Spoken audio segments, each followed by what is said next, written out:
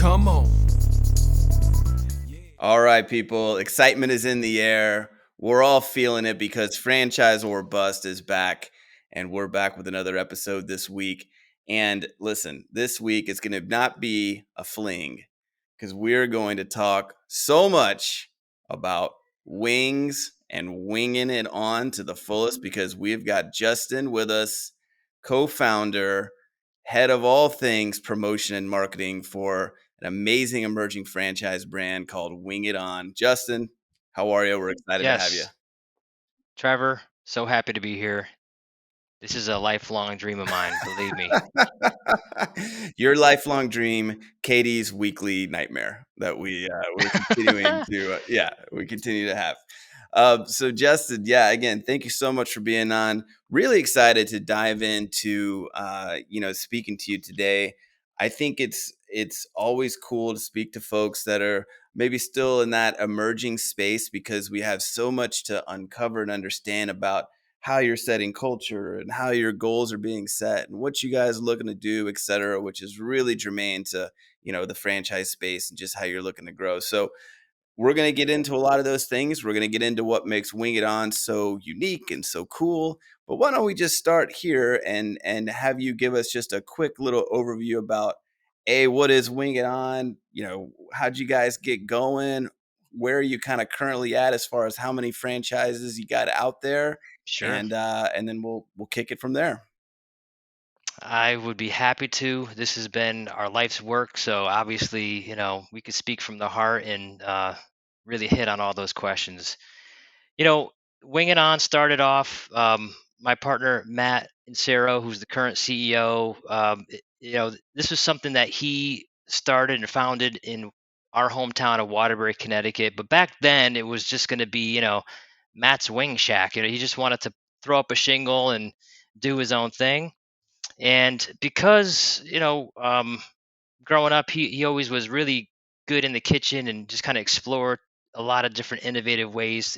He used to make his own wing sauces, and all his buddies knew it. And you know, back then there really weren't a lot of spots in Waterbury, Connecticut. So football Sundays, him and his buddies would be arguing about who the heck's going to drive 45 minutes to go get the good wings. From the bars or taverns that knew how to cook them.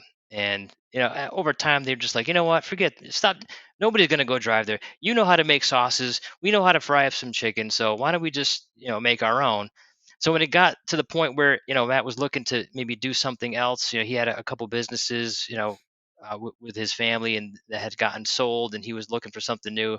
It was like he just zeroed in on this wing thing. Like he was going to do this because Waterbury needed it. He had the sauces, he had the flavors, he had the know-how and the passion, and that's how it got kind of came into the universe, so to speak. I was involved in some of his other businesses as like his marketing guy, developing websites for him locally, and so he called me up and was like, "Hey, I got this wing thing I'm going to do. Let's go figure out how we could market this thing."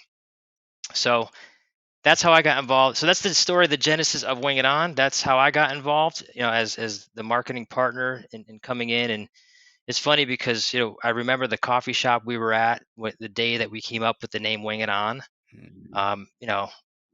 Matt was all excited. Oh yeah, we're gonna have chicken wings. We're gonna have tenders. We're gonna do this really good. And I'm over here staring at my phone. He thought I was zoning out, but I'm searching GoDaddy for domain names that are actually going to sound cool Absolutely. because the idea was like, let's make this something that could be scalable. Let's not call it the Waterbury Wing Shop. Let's Mhm. find something else. So I'm like, any pun with chicken possible is just running through my head, and I'm searching it into the GoDaddy search bar, and Wing It On pops up available. So he's staring at me like, did you hear anything I just said? I'm like, Wing It On, bro. Let's do Bring it. it on, It's bro. open. So we locked down the URL, and it's been history since that. That's amazing. And the oftentimes we in the world of franchising, you can be speaking to folks who kind of maybe had an idea and then they went the route of like big venture capital, or there was some equity behind it or different things like that, and then occasionally you run across folks like yourself who it's like it's really an entrepreneurial story. I mean, it's a couple guys who said, "Hey, this is a cool idea. We have passion for it. We're really excited about it, and we're going to do this. Like, we're just going to do this thing Yeah, together." we call it willing it into existence. Yeah. Grit. Exactly. I mean, bootstrapping has been our mode of operandum since day one. And, it isn't until you start having, a lot of learnings along the way and a lot of successes and failures, more failures that seem like, you're never going to bounce back from, but actually they're just little learning opportunities that happen between, now the start of this and when you reach your ultimate goal. You kind of want to have those failures, that kind of thing. But, um, yeah, we've done a lot with little, and I think that has all been driven by the passion. How does that drive then kind of your cultural mindset that you pass down to your franchisees? Because in a franchise system, you're gonna, you mentioned scale a minute ago, and that's got everything to do with building a brand and building a franchise brand because it has to be a sustainable model, that works over and over again and it can scale upward. But coursing through that model and coursing through it is sort of that cultural mentality and which oftentimes drives quality, which, as we know, ultimately can lead to success.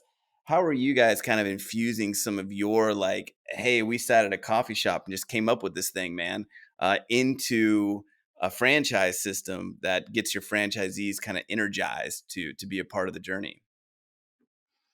What we've done is we've never lost sight of the aspect of quality and knowing that, hey, we're catering to wing nuts. Wing nuts are people who expect to have their wings not just perfectly prepared every time, but also ready when they say they're going to be ready. Because the worst thing in the world is to not have your wings ready before kickoff. So, we've basically built this system to foster efficiency and ease of operation and repeatable processes over and over.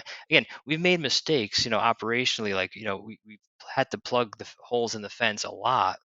And that does take iteration, it does take innovation. um, but we've always been savvy enough to understand that, hey, we need to know what mistakes we're making early on so we could address them and fix them. And I think that innovation um, is contagious. And I think that our operators who have been with the system for a long time know that and like that. Is one of the reasons why they took the risk early on, to know that if you got the right guys in corporate and that they're going to help us get to the promised land. Maybe we don't have the tried and true method today, day one, but we're going to get there.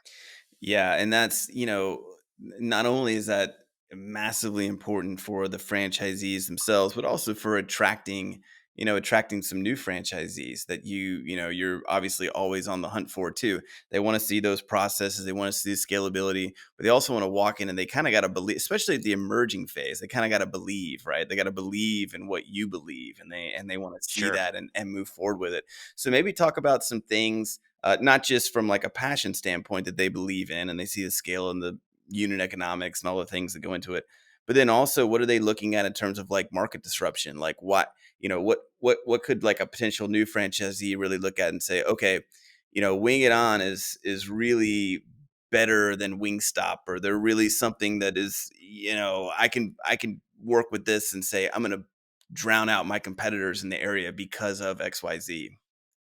Cool. Yeah. Well, I think I would definitely focus on a couple different things. I mean, the aromas when you walk into a Wing It On are distinct because we're using authentic ingredients, ingredients that like true Buffalonians know and wouldn't, you know, would only trust to experts. And that goes from just like the sauces and the coatings, but also like the dipping sauces. So one thing is like this focus on fresh, authentic ingredients. You're not going to find any dipping sauces with foil sealed lids on them at Wing It On. You're going to only find the freshest stuff. So that dedication to freshness is, I think, what helps potential operators see, oh wow, they have something here. This is all unique. This is all like you can't get this anywhere else. Um, the other thing is the menu innovation. So we're not just wings; we're also handcrafted amazing chicken sandwiches. And we've rolled out that line, maybe 3, 4 years ago, right before the chicken sandwich craze started. And then you look at other things that we've done, the past couple years by introducing thigh wings during the pandemic when, we had to switch to this whole bird strategy because chicken wing costs were going up. So what else could we do? What else could we introduce? More boneless options, been tenders. We introduced our nugs line last year, and now, with things being a little iffy, in consumer sentiment, people are paying a little bit more attention to their wallet. Um, we just launched a line of chicken dumplings, so that's going to be our new menu innovation too. So I think operators see that we're focused on not just resting on the chicken wing. We're resting on the concept of keeping authentic, high quality menu items at the forefront. It doesn't have to be just chicken. It could be anything that falls within the realm of chicken that is appealing to consumers. That's awesome. And I know you guys like on the dumpling concept too, which is really cool.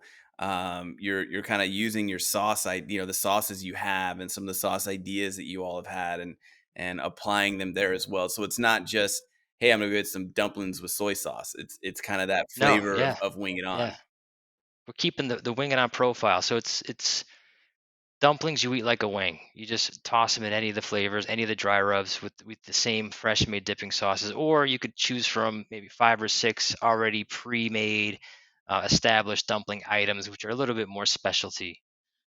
But yeah, and operators are seeing that we have not just the diversity of the menu, but we've adapted over time to be able to be quick and agile in how we bring the product to market, get it in our point of sale, get it into third party platforms, get it on our mobile app, on the web. So like it's there, like it's in each channel. Like we can activate on something pretty quickly, and I think that's key. Yeah.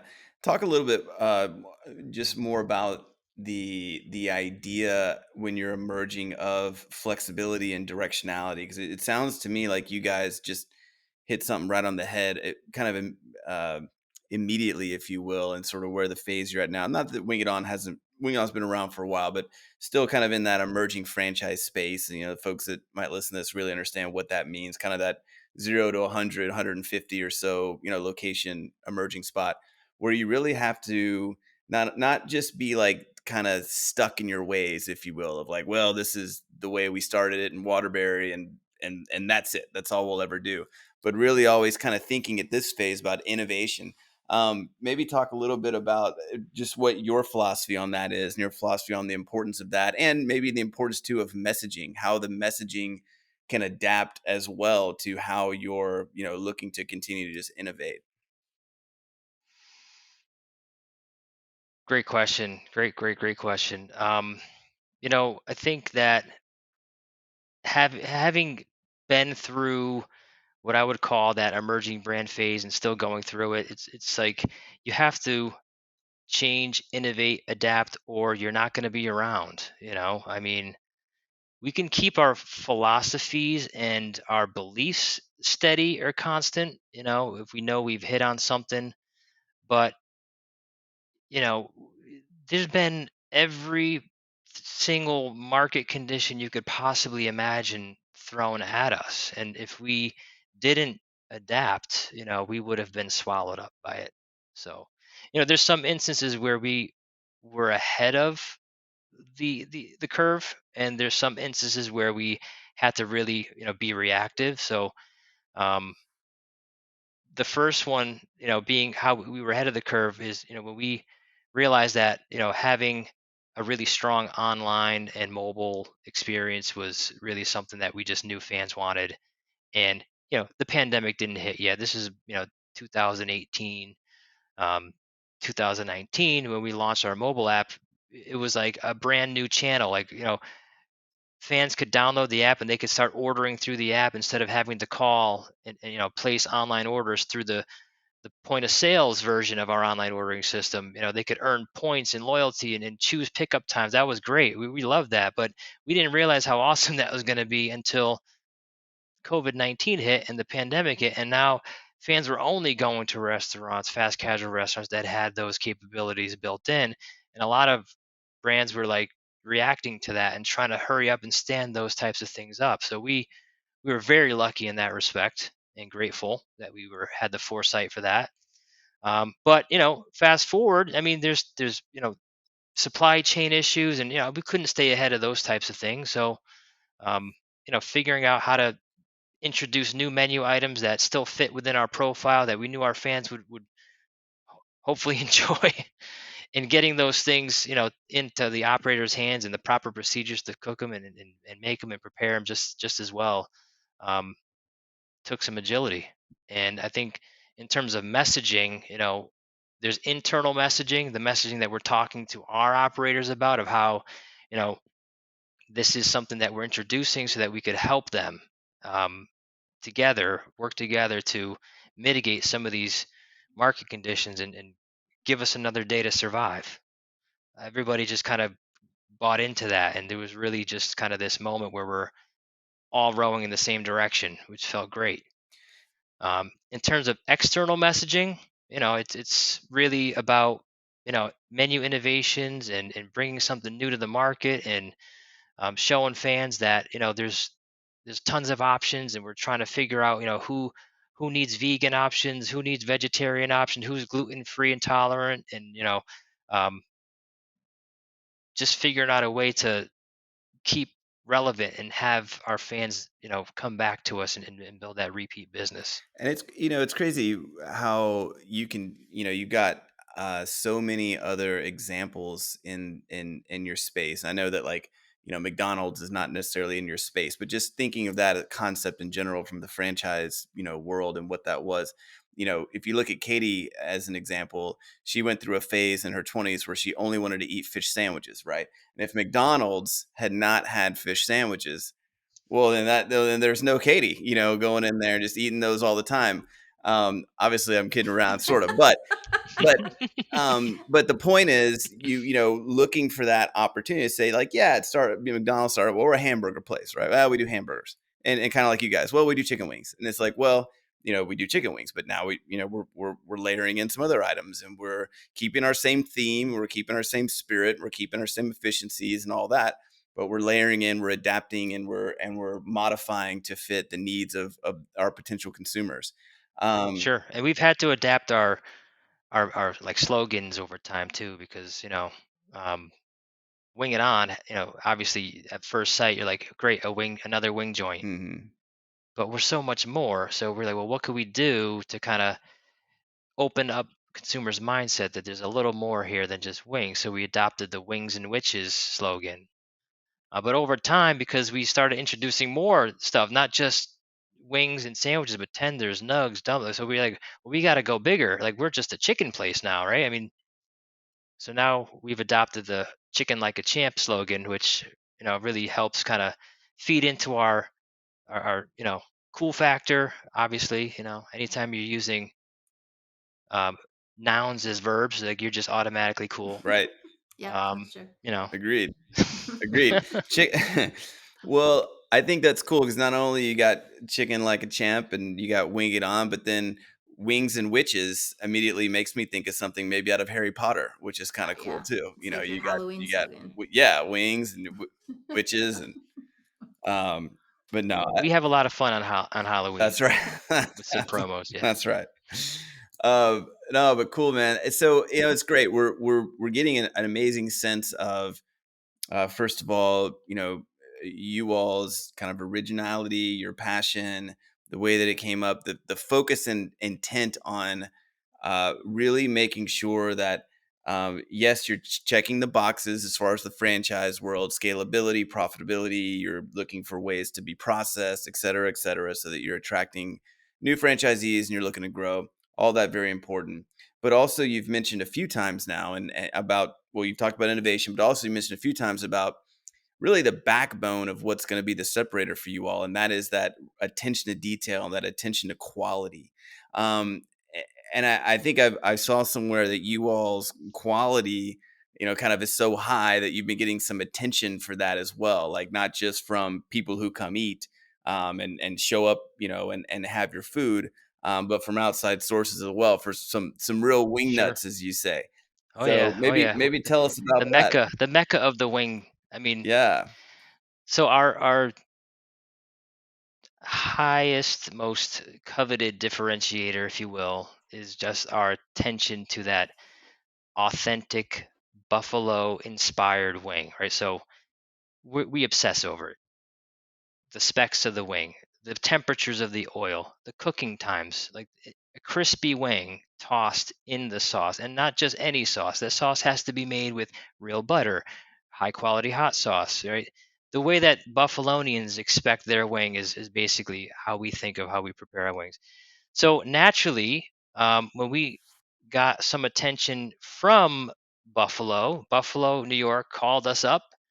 The Wing King, Drew Cerza, who runs the National Buffalo Wing Festival, um, called us up because they had a slot open for a sponsorship of their National Buffalo Wing Eating competition. This is like the big main event. It's like the number two food eating championship in the U.S., second from the Coney Island hot dog eating contest. Um, they said, "You want to sponsor this?" And we said, "Yes, we do," because now it was like this aha moment to say, you know, we've put a true Buffalo quality product out there. Buffalo noticed, and they want that to be the sauce that their contestants are consuming. So it got this full circle. We were all just like in awe of how sometimes the decisions you make in the past manifest this greatness, in the future. Um, so we were thrilled, honored, just excited, and we said yes. We said only on one condition, that we could do it again the following year, like because we knew like the first year was going to be just kind of like us getting involved with like branding and messaging, and the second year we were going to go a little bit more deeper, and maybe have more of a presence there with setting up a booth and serving our wings with our sauces to the fans. So Congratulations. thank That's you. really cool. Is there a way so I live in Nashville, Tennessee. Katie, of course, lives in Honduras. Remotes in for this podcast. It's amazing that she makes it every week. No lag He time. throws me under the bus every episode. People have this whole snapshot of me. Go ahead. Well, hey, that we're just building your character arc, That's okay? true. Um, but but anyways, if I were to, I'd say, all right, there's no winging on near me, but man, this sauce sounds good. I just want to try it on my own. Is there a way? Like, talk to me about you guys' plans for retail, and if that retail kind of option is available today.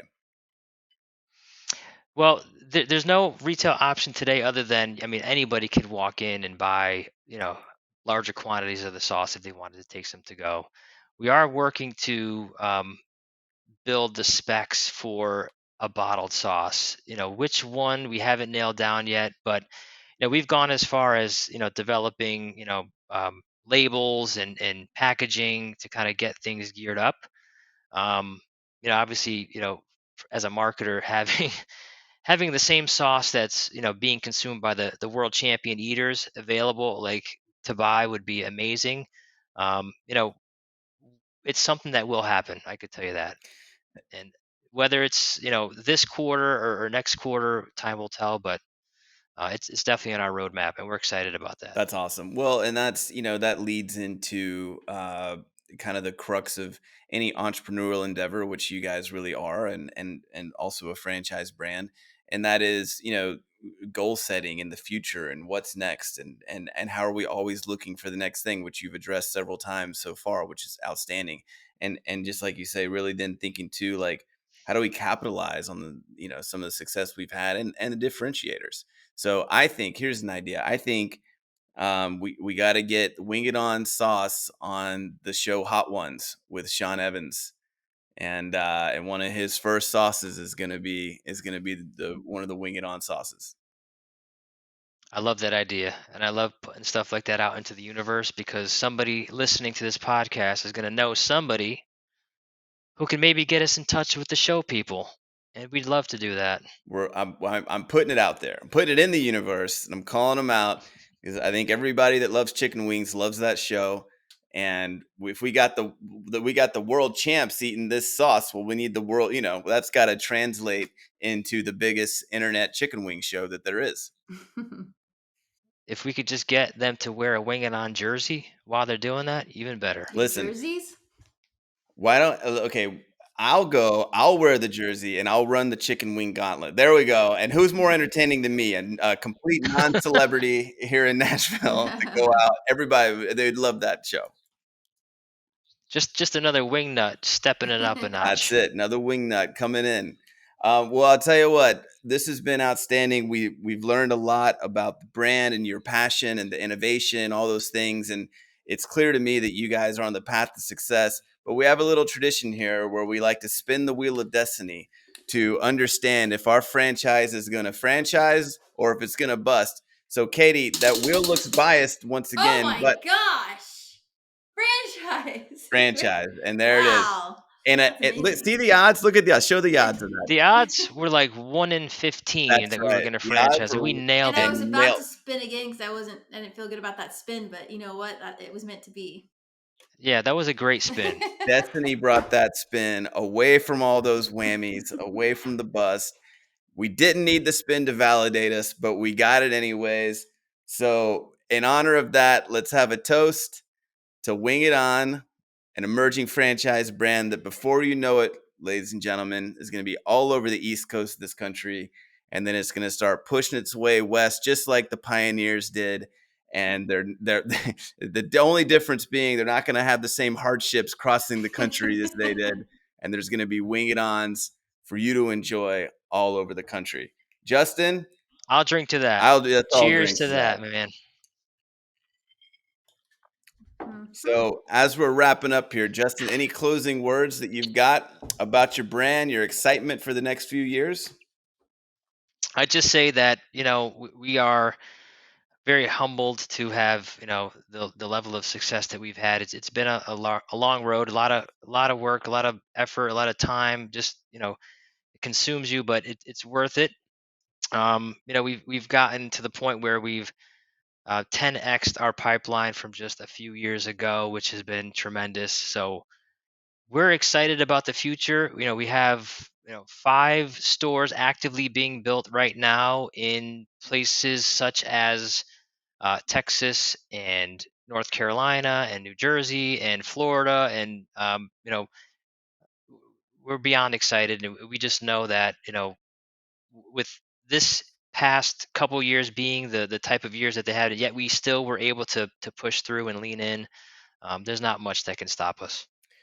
Quality product plus passion plus a model that's proven to be scalable can't fail. Even the wheel, which was against you at all costs, decided to give you the stamp of approval. That's all we can say, folks. Justin, that's the only accolade we need. We're going to sell franchises with that one.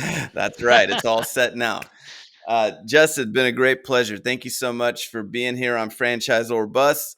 Ladies and gentlemen, if you're in the areas where what I'm going to go ahead and dub as being the greatest wing shop for fast wings in the country already, you got to stop in. You got to eat some wings, because if you do, you'll be a wing nut and you're going to be winging it on for the rest of your life. Justin, thank you so much. Come on.